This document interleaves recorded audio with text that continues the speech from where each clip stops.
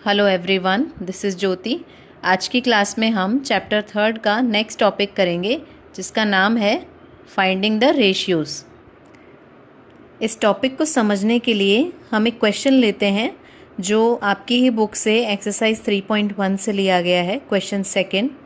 Question कुछ इस तरीके से है, on comparing the ratios A1/A2, B1/B2 and C1/C2 find out whether the lines representing the following pair of linear equations intersect at a point, parallel और coincident। और ये linear equation का pair हमें यहाँ पे दिया हुआ है। तो इस क्वेश्चन को सॉल्व करने के लिए हम फर्स्ट जो लीनियर इक्वेशन हमें दी है उसका comparison standard form of linear equation से करेंगे, जो मैंने अपनी पिछली वीडियो में आपको बताई है। x का कोफिशिएंट यहाँ पे a1 है। जब आप इसके साथ कंपैरिजन करोगे इस इक्वेशन का, तो x के साथ में a1 है, यहाँ x के साथ में 5 है। y के साथ में यहाँ b1 है, यहाँ y के साथ में -4 है। कांस्टेंट यहाँ c1 है, यहाँ पे कांस्टेंट की वैल्यू 8 है।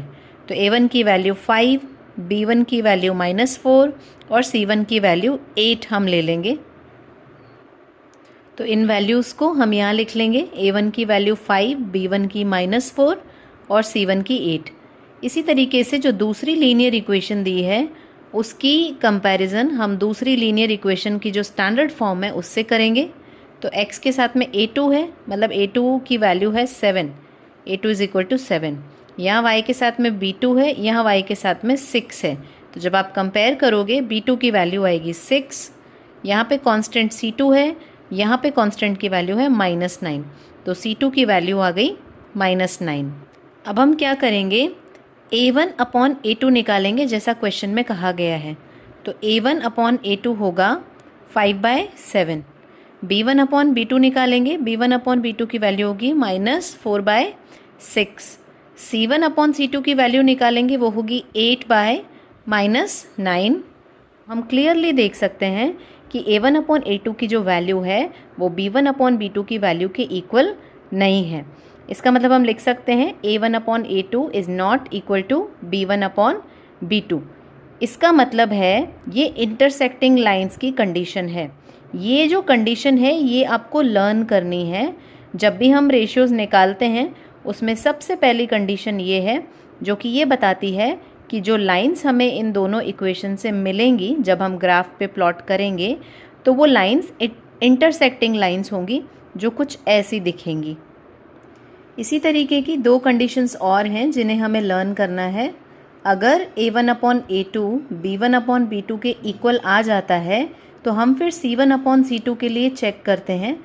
अगर c1/c2 की वैल्यू b1/b2 के इक्वल ना आए तो उस केस में हम कहते हैं कि जो ग्राफ हम उन लाइंस का बनाएंगे वो पैरेलल लाइंस होंगी, वो कुछ ऐसी दिखेंगी।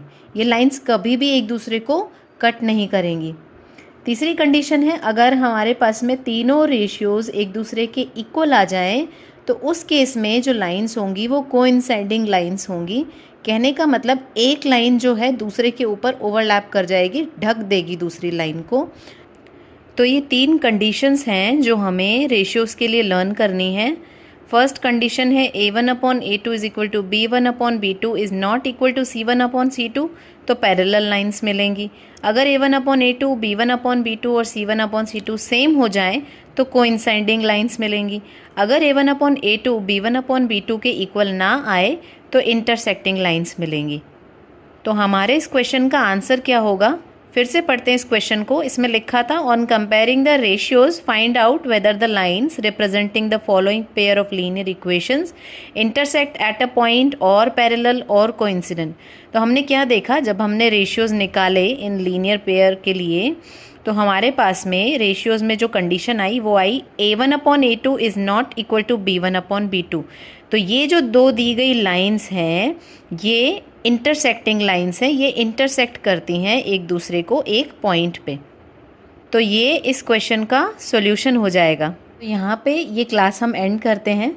अगर आप कंटिन्यू करना चाहते हैं तो प्लीज़ मेरे चैनल को सब्सक्राइब कीजिए। ऐसे और वीडियोस देखने के लिए इस वीडियो को लाइक कीजिए और उन लोगों के साथ में इस वीडियो को शेयर कीजिए जिन्हें इसकी ज़रूरत है। Thank you so much for watching.